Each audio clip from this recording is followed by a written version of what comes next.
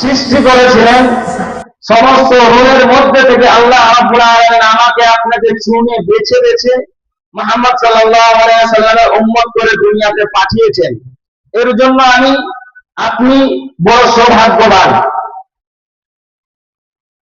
আর যদি এই বিষয়টা আমার আপনার বুঝে না আসে, যদি কানে না গিয়ে মাথার উপর দিকে যায়, তাহলে আপনি বড় পরামপান।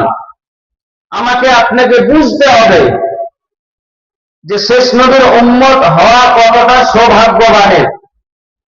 আল্লাহ রাব্বুল আলামিন আমাকে এই শেষ নবীর যে উম্মত করে পাঠিয়েছেন, এর মধ্যে যে আল্লাহ রাব্বুল আলামিনের অনুগ্রহ ভালোবাসা লুকিয়ে আছে, এটা আমাকে আপনাকে খুঁজে বের করতে হবে। যদি খুঁজে বের না করতে পারি, এর গুরুত্ব আপনি বুঝবো না। তো গুরুত্ব বুঝতে হলে, খুঁজে বের করতে হলে আমাকে আপনাকে সর্বপ্রথম কোরআনের জ্ঞান, হাদিসের ইলম আমাকে আপনাকে শিক্ষা করতে হবে।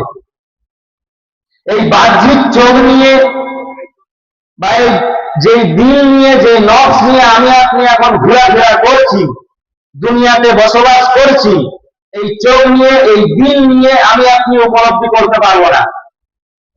এই আমার চোখ আর আমার দিল, আমার চিন্তাকে আল্লাহ রাব্বুল আলামিনের কালাম পাক, মুহাম্মদ সাল্লাল্লাহু আলাইহি ওয়াসাল্লামের হাদিস দ্বারা দিয়ে মাজা ঘষা করে আমাকে চিন্তা ভাবনা করতে হবে।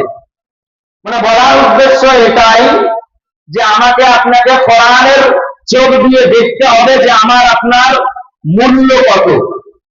হাদিসের জ্ঞান দিয়ে বুঝতে হবে যে আল্লাহ রাব্বুল আলামিন আমাকে আপনাকে কত ভালোবাসেন। যদি এই দুটো বিষয় দিয়ে আপনি না বুঝি, সমস্ত নসিহত, সমস্ত ওয়াজ আমার আপনার মাথার উপর দিকে যাবে, কানে যাবে না। তো সর্বপ্রথম আমার আপনার করণীয় যে আমাকে কোরআনের এই হাদিসের জ্ঞান হাসিল করতে হবে। এবার সেটা কিভাবে? এখন তো আমি সংসারী মানুষ, আমার উপরে সংসারের দায়িত্ব।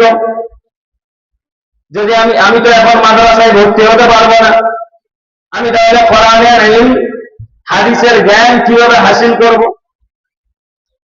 আপনাকে ছোট্ট একটা উদাহরণ দিই।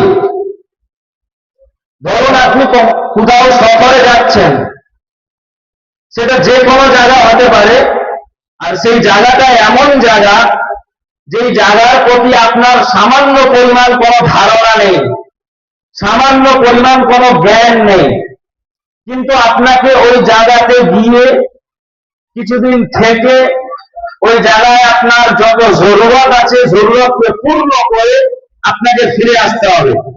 তো আপনি কি করি?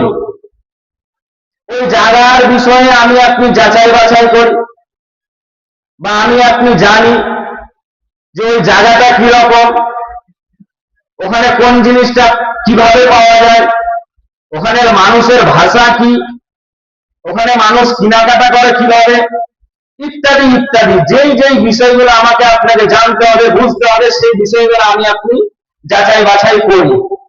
কেন করি? যে আমাকে ওইখানে গিয়ে জরুরত আমার যে আছে সেটা জরুরত পূরণ করতে হবে। এবার আপনি বলেন, আল্লাহ রাব্বুল আলামিন আমাকে এবং আপনাকে দুনিয়াতে পাঠালেন, দুনিয়াতে পাঠিয়ে একটা সুস্থ মস্তিষ্ক দিলেন, এবং আল্লাহ রাব্বুল আলামিন সর্বপ্রথম হুকুম করলেন, ইকরা, পড়ুন বা পড়ো। কিন্তু আপনি সর্বপ্রথম এই জিনিসটা ছেড়ে দিলাম, পড়াশোনাটাই ছেড়ে দিলাম। কিন্তু আপনি দেখেন, 60 বছর আপনার জিন্দেগির হায়াত আপনি পেয়েছেন, 30 বছর পেয়েছেন, আপনার জবান থেকে সূরা ফাতিহা শুনতে ছাড়েন, একটার পর একটা আয়াত পরস্পর ঠিকভাবে আসে না। আপনাকে যদি প্রশ্ন করা যায় যে প্রথম কলিমা আপনি বলেন, আপনি চিন্তার মধ্যে পড়ে যান। আপনাকে যদি প্রশ্ন করা যায় যে তুমি কোন নবীর উম্মত, চিন্তার মধ্যে পড়ে যায়।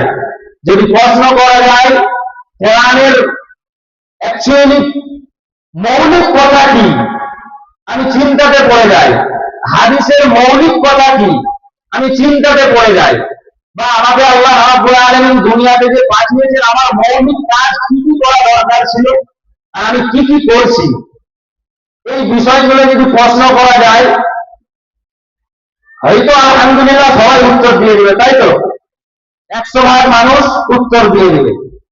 আর যদি এটা না হয় তো আপনাকে কোরআন এবং হাদিস থেকে শিক্ষা অর্জন করে নিজের দুনিয়া, নিজের কবর, নিজের আখিরাতকে পরিবর্তন করতে হবে। আর যদি শিক্ষা না থাকে, কোরআন হাদিসের জ্ঞান না থাকে, তো জিন্দেগিতে নিজের জিন্দেগি পরিবর্তন করা যাবে না।